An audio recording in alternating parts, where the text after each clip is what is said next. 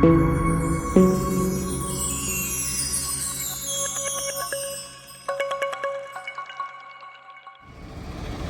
goes another drop off. The SL500 from Orlando, Florida. Here in Cincinnati, Ohio. Cold Cincinnati, Ohio. Time for another Silver's Neomax Coilover conversion. Yeah, baby. Yeah, baby. It's pretty. Goodness.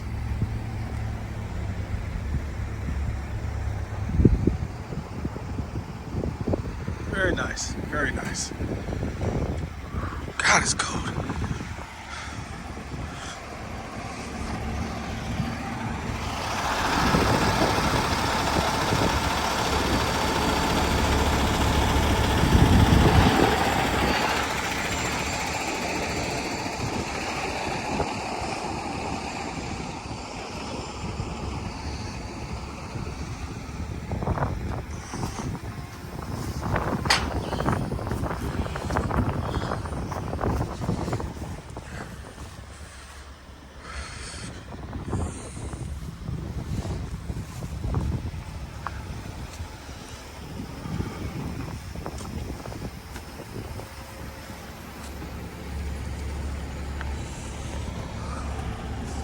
It's cold. I'm getting back in this truck. Golly.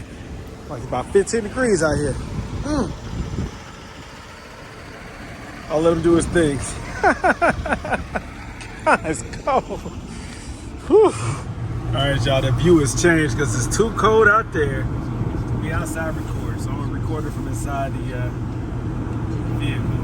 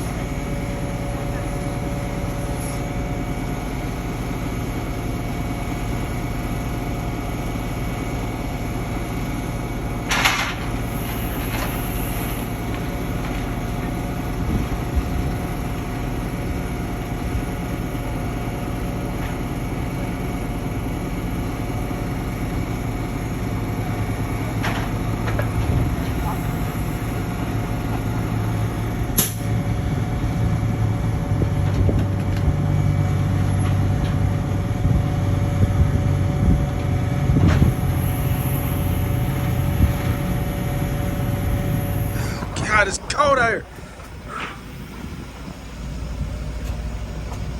Hey, pretty cool guy, man. He just had me doing this. He had me operating the switches, man. Pretty cool. Pretty cool. My hand is freezing.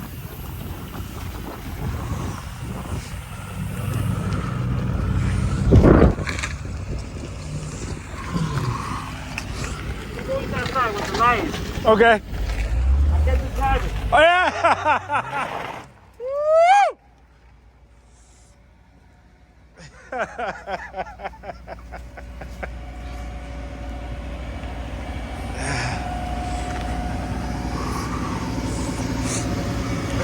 Sure.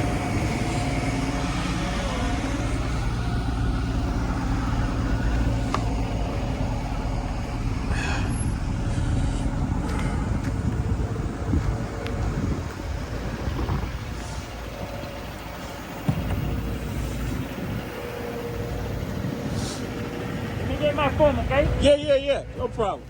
I have one of these, 1989. Oh, okay. SL500, 2 doors. Yeah. Movie. Yeah. 60 seconds. Oh, yeah. Woo. God, it's cold out here. Gosh.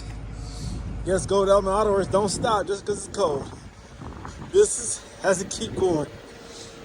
Customers need their cars fixed, no matter how cold it is out here. Whew. Whew. All right, guys, so I'm in the car. God, it's so freaking cold out here. Oh, gosh. Oh, goodness gracious.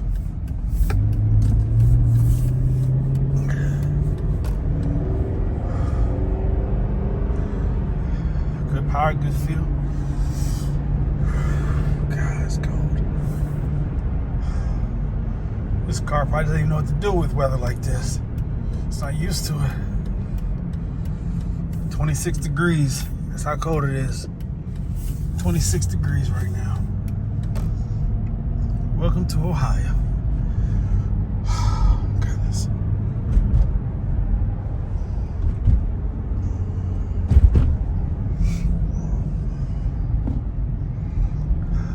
Man. To the crib.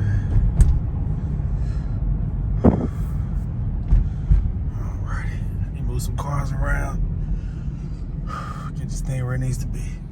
All right, guys. So the 2003 SL500 is in the garage, and I'm about to get busy. I'm about to go ahead and jack this joint up. Go ahead and start taking wheels off and taking ABC parts off. First thing I'm gonna do, actually, though, is remove the ABC pump. It's the first step of the process for me. Is I remove the ABC pump and I install a standard power steering pump. Then I disassemble the lines and the valve blocks from the front driver's side, the driver's side rear, then passenger side. There's a line here that I have to remove from the strut that runs across the front. Remove all that stuff. Then I start removing the struts, starting from the front, and then I do the rear last. That's the process, guys. That's the process. So let me go ahead and get started. The garage door is closed because it's 4 degrees outside. I got my little heater there. It's been running all morning. So anyways, about to go ahead and get started on this, and I'll keep you posted. All right, guys, anyone who recognizes this engine compartment and recognizes this piece right here, this ABC tandem pump, understands this tip that I'm about to give. This is regarding the bracket on the backside that secures the pump to the engine block. This bracket that I'm talking about is referring to this piece right here. This thing right here. There is a bolt that connects this right here to the engine block. It's about this size right here. It is so hard to access. I always go from the top and I use a combination of extensions and a socket, a wrench, in order to access it. And it's very tight. You have to use the exact perfect length combination in order to not only reach it, but also to turn it. It takes a lot of force to break that loose. You have to have smaller hands to get back in there to do it this way. I've done it this way over and over and over again. Well, there is another way to access that. It's not from the top, it's from up underneath. To do it, you use, in my case, I use a 10 millimeter socket. It will work just fine on that nut. A 10 millimeter socket.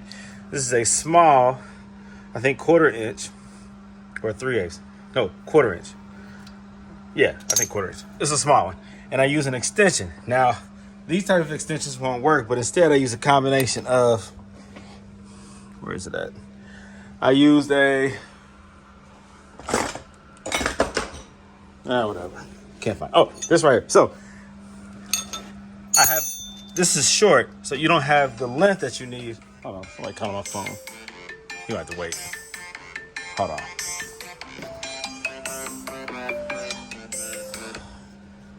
Hey, Trey, let me call you right back. Okay, all right. All right. Gotta let him know that he's on my YouTube video now. Anyway, so I had to use an extension. Well, the extension effect, like a cheater bar, in order to get the proper length to be able to crank it or turn it, you need that distance. This right here is too short to reach up in there and try to turn it. You don't have enough wrist strength. You need more leverage. You need length. So what I did actually is take this right here and attach it to this right here like that, and it gives you that length in order to turn it. Sounds crazy, but it works. It doesn't matter if it looks crazy, it works.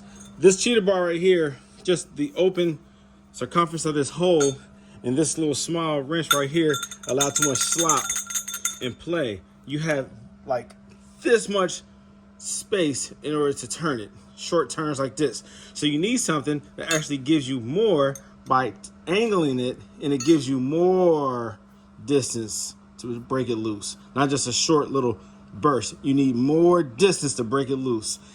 It's hard to explain. If you're a mechanic, you understand what I mean.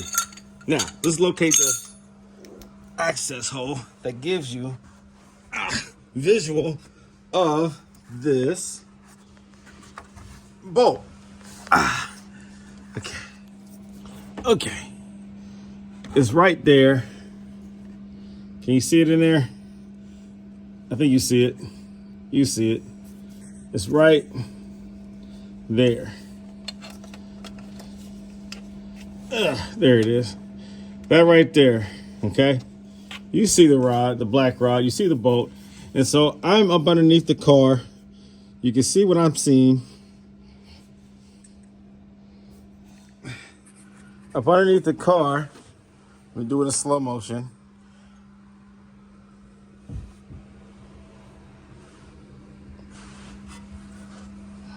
Right there.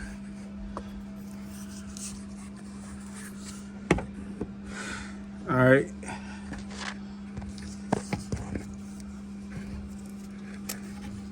I'm assuming you can see it.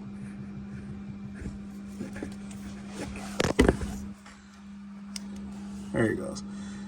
All right, I've already loosened it, and so I can now remove it.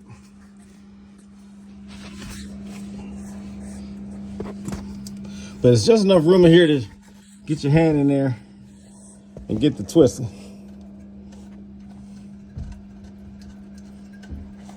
I'm just finishing removing that screw.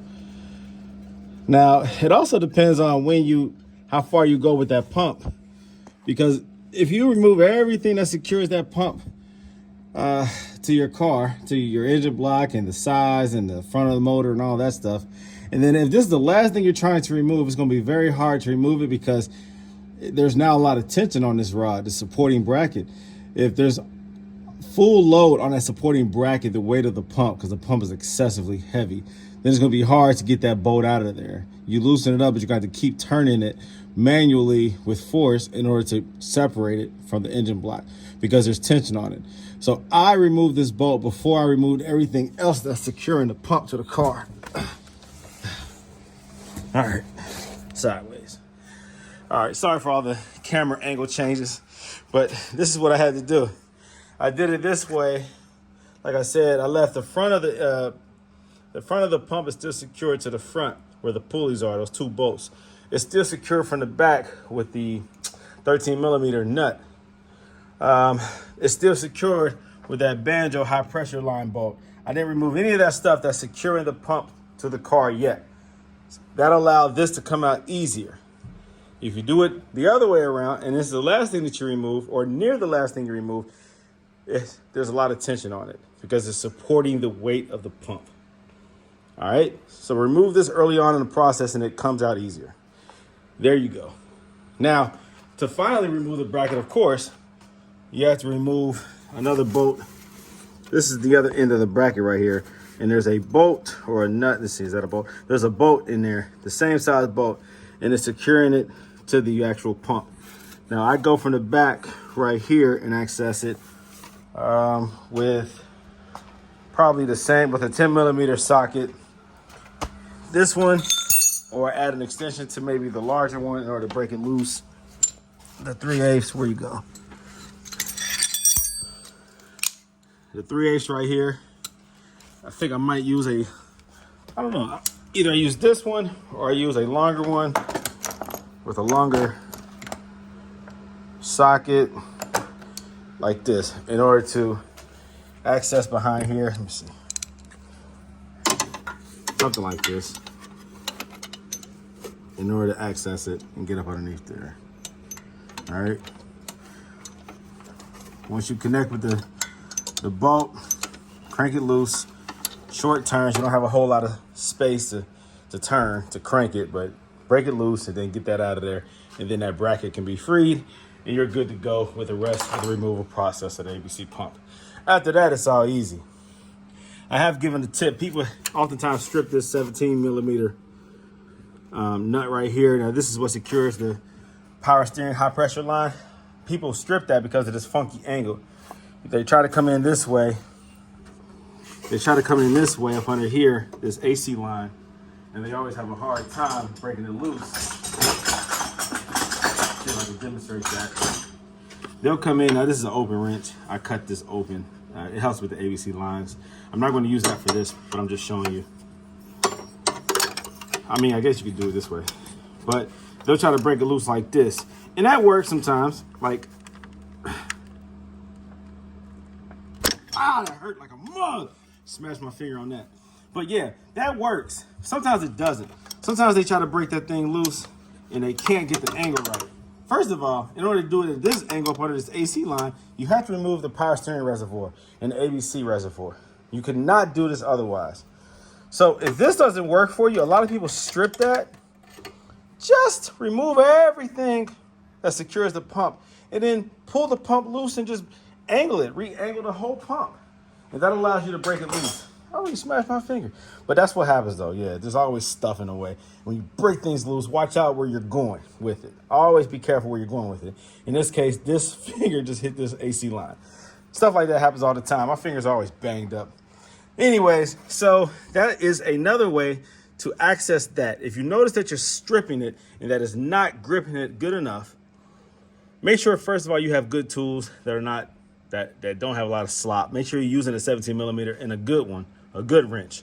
But if you're having a difficult time breaking that bolt loose that secures the high pressure power steering line, remove everything that secures the pump, get the pump loose, wiggle it, tilt it, and you'll have a much better angle. You can get it clearly from the top up here. All right. That's another way of doing it. But I always recommend removing all this reservoir stuff, like the power steering reservoir. I'm still using that. You see this hose connected.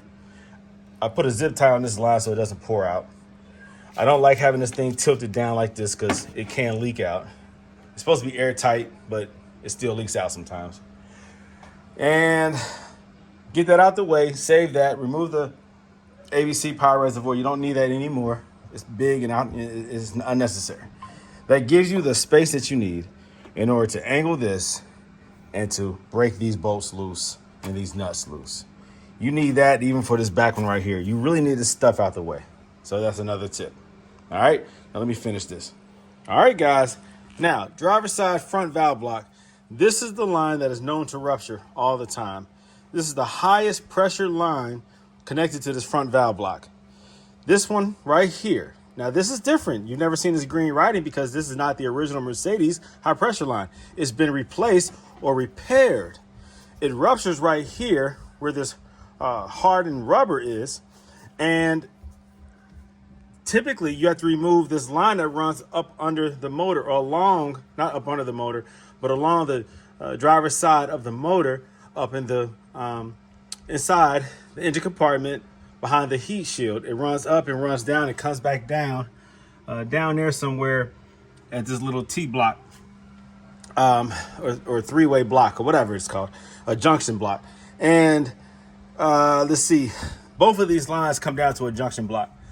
To replace either of these lines requires lifting the motor, getting behind that heat shield and replacing it. It's very difficult. That's the line that Mercedes charges so much to replace. It's the notorious line that always goes, this line right here. In this case, this person did it cut it and created a connection to replace it. So they cut it, they did one of these little joint connections right here. If you can see it, right there. I'm going to actually remove, I'm gonna cut it here because I'm doing of course, a coilover swap. So these lines are no longer needed. I'm gonna cut it right here and I'm gonna show you what this little connection is for. You see it also on like gas lines, pneumatic lines, but this is a very, very high pressure line. Now, I can't remember what the PSI or the bars are on the original, but oftentimes if they decide to cut this line and reattach it with a higher pressure line, that's what they do. A line that can take more bars or more PSI than the factory. This one right here says 5,800 PSI, 400 bars. You guys can look up what the original pressure or bar or PSI is on the original OEM line, but typically they will upgrade the line by doing that. This customer, his did sync, I think, on the driver's side. So I'm not sure which line was compromised or what valve block might have been compromised. It could have been rebuilt, O-rings replaced. It's an expensive fix if you're paying somebody to do it. I don't know if a line actually ruptured, because when I pulled this in, I didn't see the leak. I think it was an internal leak though, because I think he was saying that it would stay up for a few days, then it would start to sink in the corner. So I don't know if it's a driver's side. Usually it's driver's side, front or rear that does that.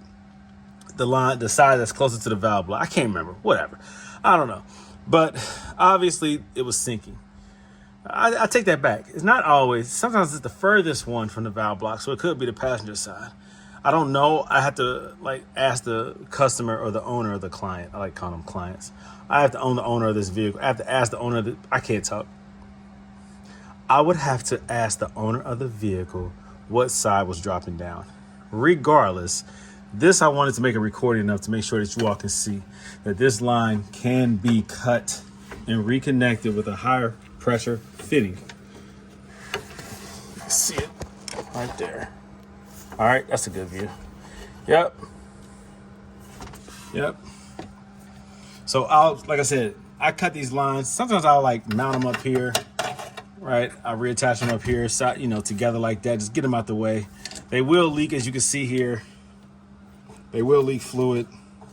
They will drip, and that can cause a mess in somebody's driveway. I try to drain them as much as possible, but I typically do just cut them and let whatever is in there just run out. Within a few days, maybe a week or so, eventually there's no more fluid left in there. Just drive the car.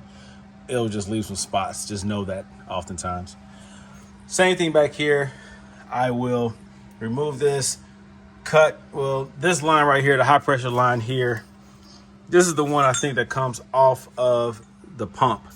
This line here comes directly off of the pump. Connects to the back of the pump. Goes into this pulsation dampener thing right here. All right, and then it feeds off into, this connects to these two lines here that run up and then come down. These two lines connect to that. And then, like I said, it's like a three-way or whatever. So you have this line coming into that block, this line coming into those blocks, and then the line that shoots all the way to the rear valve block, rear driver side valve block. You have two lines that run back there. All right, so that's what that is. I already removed these two lines, of course, from the valve block, because the valve block is missing. It's right here. These two lines run across to, I already removed it. I have these two lines that run to a cooler that's sitting in front of the radiator. I already removed those and hung them up over there. And then these two lines run over to the passenger side strut. There's a two line and a return line that run over to that. These go up to the valve block also. The line that connects to this strut is right here.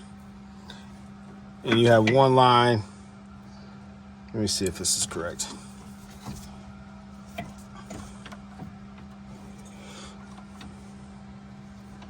How does this go? I have to remove this to remind myself. But there's a line that goes over to that strut. This line, oh yeah, that's right. So this line right here goes, and it comes back, and then it goes up to the block. This line goes to the block. Is that right? I can't remember. I thought there's a line that goes to that strut and a line that comes back from that strut. But that's not right. Maybe there's just one line that runs to that strut. I can't remember. And then this one runs this way and it comes back. It hooks up to the valve block. I think that's what it is. There's a line that runs from this strut. It goes over there, loops, and comes back to the valve block. This line comes from that strut on the passenger side to the valve block. Man, I can't remember. Whatever. Okay, I'm correct.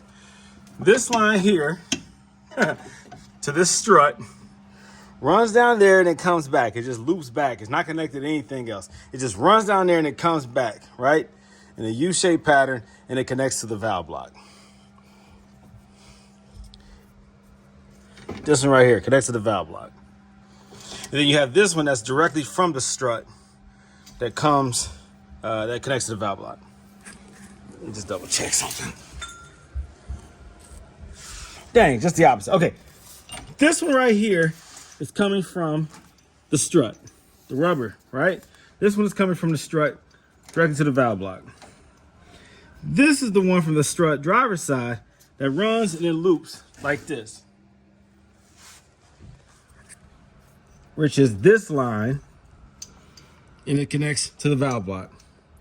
So you have a line that runs directly from the strut to the valve block in the front, passenger side.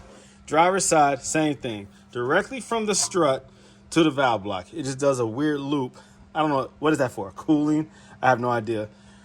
But I guess distance or more line creates more resistance, and I don't know, maybe it just balances out the pressure somehow. I don't know. If it went directly from here to the valve block, it seems like it would make sense, but for whatever reason, Mercedes decided to run it down that way and to come back. It makes it more susceptible to failure with distance and this rubber right here. But I don't really see a lot of these lines failing. The driver's side strut line. The lines to the individual struts don't really go that much. It's usually the lines right off the valve blocks, the higher pressure lines. Then the struts themselves can leak. Oftentimes people see these rubber covers torn like this. They don't mean nothing. It's just a dust cover. It doesn't do anything besides just keep the coils themselves clean from debris and dirt. But eventually, they become brittle and they break. All right, so that's that. Also, when you do the coilover swaps, remove these sensors. You don't need them. Take them off, sell them or something like that. But you don't need them, all right? But there's somebody out here that might need a sensor. So just be a gentleman or a nice woman and put that on the market. Why not?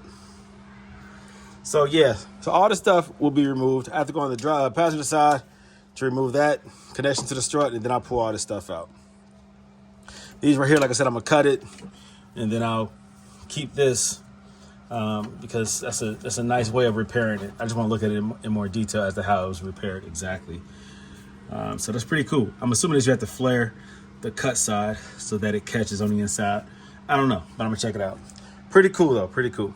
First time seeing that. I hear people talk about that, but it's actually my first time seeing it in real life. But I used to be kind of weary of that. Like, well, that, you know, can that hold up to that pressure? But apparently it can. Pretty cool, pretty cool. What's up, everybody? It's me, Brandon Green, owner of Gold Element Autoworks. And right now I'm working on a customer's car, a Mercedes SL500 out of Orlando, Florida. He had it shipped here to Cincinnati, Ohio. And I'm installing these right here. Oh, don't look at the TV. That's the Wayans Brothers.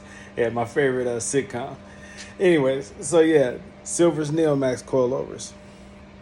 It's backwards probably on the camera.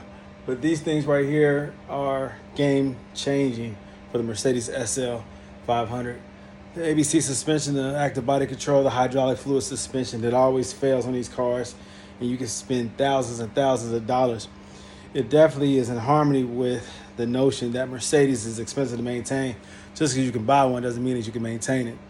But reality is these cars don't really cost that much to buy anymore, but they do cost a lot to maintain. So one way of cutting costs and allowing you to be able to afford ownership of this vehicle is by getting rid of that suspension and installing adjustable coilover suspension. This is the solution to your problems with your active body control. What goes wrong with these suspensions? Well, they rupture. They're always under pressure. The lines bust. The valve blocks need rebuilt. The dampeners fail. The accumulators fail. The power steering pump fails. They leak. They are just problematic over time. It's inevitable. It will happen. It will occur. Give it long enough. Drive it long enough. Take it out of town, and it will fail on you, and you will be pissed off. So these coilovers are the answer to your problem. So I highly suggest that you install these adjustable coilovers, these Neomax coilovers, onto your Mercedes. You will have no regrets afterwards. You will have no regrets afterwards. So do it, guys. If you want your SL to stay on the road, do these adjustable coilover swaps, the conversions. Get rid of the Mercedes designed, highly engineered, over complicated system if you want to stay on the road. If you don't mind continuing to put money into it to have this active body control suspension, then keep doing what you're doing. But when you're ready for that change, I'm the man. Let me know. Even if I don't do the coilover conversion for you, I can point you in the right direction. You can buy the products from my website at www.goelmaautoworks.com. So check me out, guys. Why do I have this Ford Motor Company outfit on? Because my dad used to work at Ford Motor Company, and this is his. I also used to work at Ford Motor Company for 7 years, the Sharonville transmission plant. And so he retired from this place. I became a firefighter after 7 years. But I still have a couple of his outfits that I use when I'm working on these cars from time to time. And it's out of respect for my father. He's still alive, but he's an older gentleman who has taught me a lot regarding work ethic, morals, and principles. And so I'm forever grateful. So that's why I have this on, Billy Green, my father, and why I had this patch that's coming off. I should put a Mercedes one on here. Nah, but yeah, check it out, guys. Go to the website, learn a little bit, figure out what direction you want to go with your Mercedes. And it's not just the SL, it's also the S-Class, the CL, and anything with aromatic, which is less problematic, but it's still a problem. A lot of Mercedes are being sold online because of the failed suspension. Whenever you see these cars sitting low, it's because the suspension has failed, whether it be ABC, hydraulic fluid, or aromatic. They are all problematic, okay? So figure it out for yourself, what's best for you. Need some help making a decision, contact me. You need some help with installation, contact me. I'm here in Cincinnati, Ohio. People have their cars delivered to me all the time. So just figure out what's best for you and let me know. You can also give me a call, area code 513-967-8079. If you want to call or text me, you can email me at goelmaautoworks@outlook.com. Go to my website. You can chat with me on my website at www.goelmaautoworks.com. So back to work, guys. Talk to you later. Peace out. What's up, everybody? It's Brandon Green, owner of Gold Element Autoworks. I just want to give everyone an update that even though it's cold here in Cincinnati, Ohio, business doesn't stop. I still have cars coming in particular, Mercedes SL500s and 55s coming in from out of town. I just finished up a coilover conversion job on one from Orlando, Florida. Just finished that up. He's picking it up tomorrow, Friday. He's actually flying in, and I'm meeting him at the airport. And he'll be happy once he gets his car back. And he's going to be driving it back home, as a matter of fact. So he'll be very happy. I also have another job coming from Texas. I forgot what part of Texas, but he's coming in next week. And he's delivering his car. He's actually driving a vehicle to deliver the car, whatever, a truck with a trailer. And I'll be doing that job. And then he's going to, I think, transport it back to Texas. So, yeah, even though it's cold here in Cincinnati, Ohio, we're in the middle of winter. It's supposed to be snowing tonight. Business doesn't stop, guys. Business doesn't stop. So if you need a coilover conversion done, don't wait till the spring or summer. Get it done now. You know, no better time than right now. So give me a call, area code 513-967-8079. I'm Brandon Green, owner of Gold Element Autoworks. You can go to the website, www.goelmaautoworks.com, and let's get busy. You know what I'm saying? Let's get busy. No better time than right now. You guys take care. Talk to you soon. Stay in touch. More videos coming. Go to my YouTube channel, Gold Element Autoworks at YouTube, and check out my content. Go to Instagram at YBodyCL55. Check it out there. And of course, Facebook. That's always popping. So love you guys. Take care. Thanks for the support. Peace out. Oh gosh. All right, guys, but the coilover job is done. But guess what? Here in Cincinnati, Ohio, it snowed. It snowed as promised. This Friday morning, there's a lot of school delays and closures here in Cincinnati, Ohio. You see how much snow came down. We have so far about 3 or 4 inches. which is good for us. You know, other parts of the country is way worse. But I went on ahead and removed the snow off of this car and that vehicle so that I could pull this vehicle out. So yeah, about 3 or 4 inches of snow. It's still coming down a little bit. Can you see it? Yeah, it's still coming down.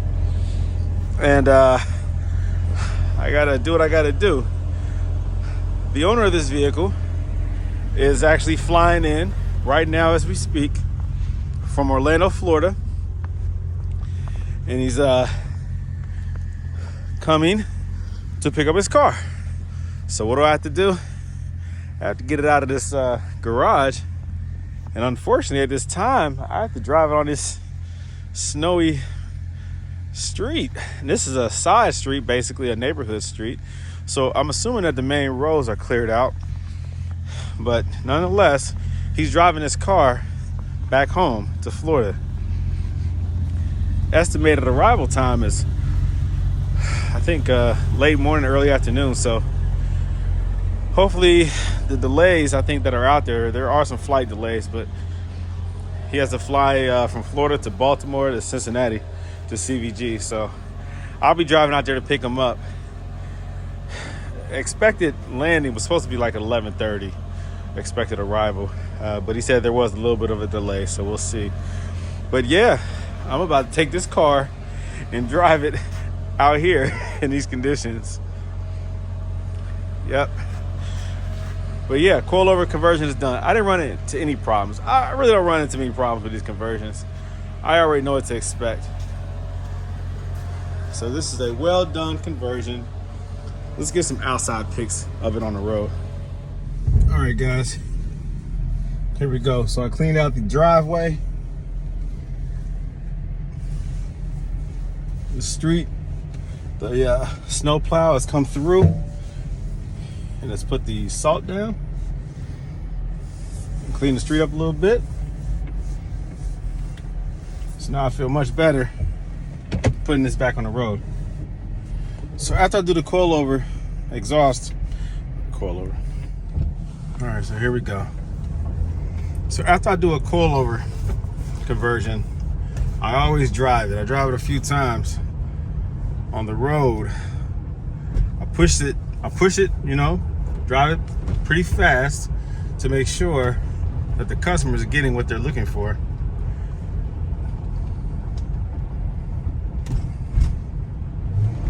This car has a lot of get up.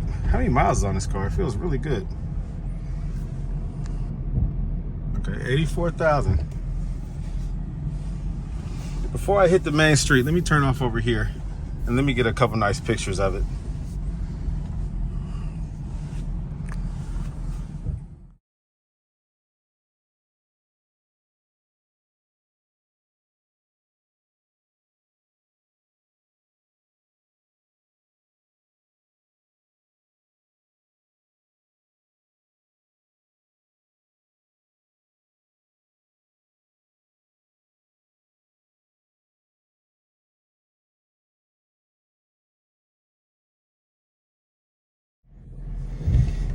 All right, so as you can see, the car looks really nice.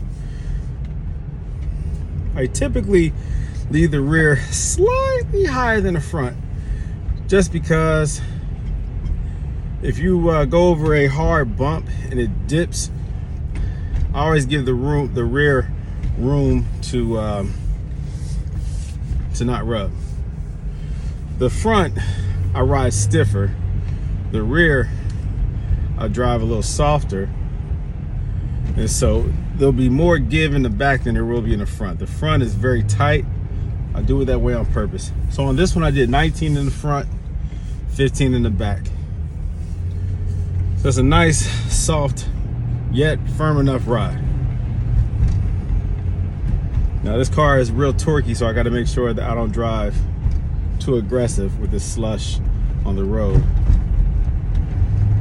But it feels good. No weird sounds. Perfect as usual. The more you do this, the better you get, the more confident you get with the results. Now, referring to that rear It will overall settle a little bit, just a little bit, not much, maybe 1/8 of an inch, something like that. So the rear and the front, like I said, I like the rear just slightly higher, slightly, ever so slightly. Okay, road looks good, clear, good to go.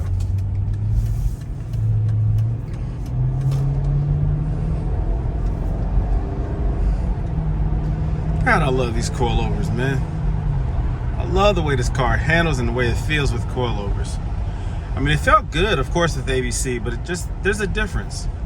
It's hard to explain, but there's a difference in how it feels with coilovers versus ABC. Like I always say in the videos, you lose about 300 pounds when you remove the ABC, the valve blocks, the heavy struts, the ABC pump. You put a lighter pump in there, you're losing a lot of weight. So the car feels a little bit more peppy anyways. But the way that it handles, because you feel everything from the wheels through the steering wheel, and what I mean by that is you feel what the car is doing. ABC isolates a lot of the connection that you have with your car. And so with coilovers, it feels more, you feel more in tune with your car. It's just what it is. Now, oftentimes people will ask me about alignment. Do you need alignment after you do a coilover swap? You do not, because you're not lowering the car so substantially that you're changing the let me see here, turn right here, that you're changing the angles and the geometry, I guess, of the suspension to the point where now you need to compensate it with a new alignment. Compared to like if you're lowering your car a whole lot, then it's like your car is now squatting, so that changes your camber. Your caster doesn't need to be adjusted. Your toe in and toe out might need to be adjusted if you do that. If you lower it too much, you'll get more toe out. You need more toe in if you do that. If you raise it too much, you have to change your camber. It'll be your camber will be, you need to make it, I think, positive. Basically the top needs to be turned in more. I can't remember if that's positive or negative. But of course, if you do that too, your toe in, toe out will be affected. But what I do is I adjust it to almost, near factory height front, so that you don't have to do that. Your Mercedes at the lowest setting is pretty much, with ABC, it's your lowest setting. It's pretty much where I set it when I do the coilover conversion.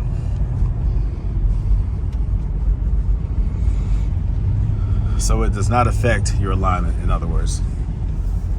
You're good to go.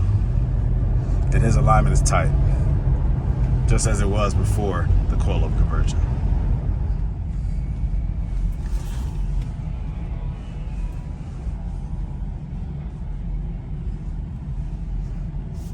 Feels good on a turn. You can break traction anytime with this car. They're just so torquey. I love them. Now regarding, let me see, the comfort. A lot of people ask about the comfort with the coilovers. You really will not notice a difference between the ABC and the coilovers. Now, a lot of people who have worn out ABC say that the coilover conversion actually feels softer, better, more comfortable. Because when you start having failing ABC, it doesn't absorb the way it's supposed to. And oftentimes the struts are worn out. Oftentimes the fluid levels, the fluid, let me see, viscosity maybe, I'll use that word, because as fluid ages, it will break down. Just over time, it needs to be renewed, refreshed. Just as well as you have dirty fluid, it changes in color. It is breaking down. It does not have the full, I guess, molecular capabilities that it did when it was new. And so that's why your components also break down. The O-rings start to harden. It's just over time. It's just what it is. Fluid has to be changed. It doesn't matter what kind of fluid it is. Over time, it just has to be changed out. Hey. Nice. All right. So, once fluid starts breaking down, components start breaking down.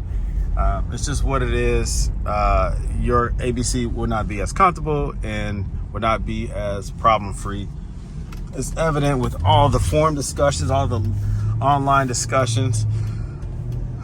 all the money that Mercedes, the dealership, is making, renewing and replacing your ABC components and suspension parts and fluids. It's just the process of maintaining that suspension. It's inevitable that these ABC systems will eventually need some maintenance and some repair work. So when you compare worn out ABC to brand new coilovers, I mean, sometimes it is like night and day. But even if you have a good functioning, working ABC suspension, when you go coilovers, it's very comfortable. You're not feeling like you're losing a lot. You're not feeling like you've just given up a good suspension for a raggedy tuner suspension. It's not that way. If it was that way, then I would not recommend it with Mercedes. But I recommend it because it has proven itself time and time again to be a very effective suspension for this heavy Roadster SL500. It's a very heavy car, low to the ground, no sway bars. This thing feels great. You don't feel like you're losing anything. Instead, you feel like you're gaining control, and also a peace of mind, like I always say, and confidence in your vehicle that you did not have before. You have a newfound loving relationship with your SL. You now trust her. She's now dependable. She's now reliable. And she will not let you down. That sounds like a renewed relationship to me. I love it. I love it.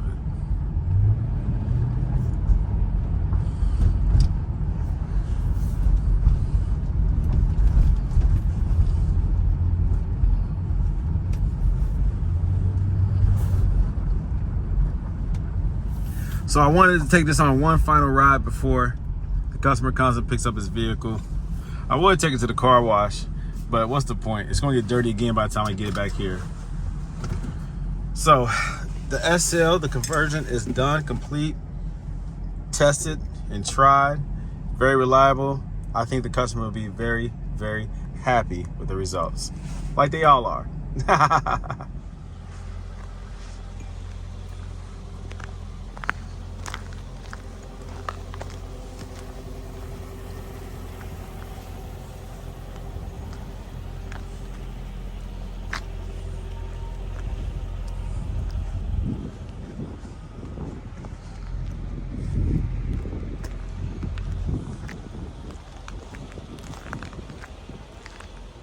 So, what is a Silver's Neomax adjustable coilover suspension conversion like on the Mercedes? Well, it's like a renewed relationship. Why do I say that? Well, all of a sudden, your Mercedes SL500, in this case, is now reliable. She's now dependable. She now does what she says she's going to do. She gets you there safely and gets you back home safely. No more unexpected expenses on the suspension. No, you don't have to consider how much money you have in your account before you take her out on a hot date. You can now drive with a peace of mind without worrying, is she going to fail? Is she going to let you down and leave you stranded and heartbroken? Yes, Silver's Neomax adjustable coilovers are saving relationships with Mercedes-Benz owners. Have you considered it? Maybe you should.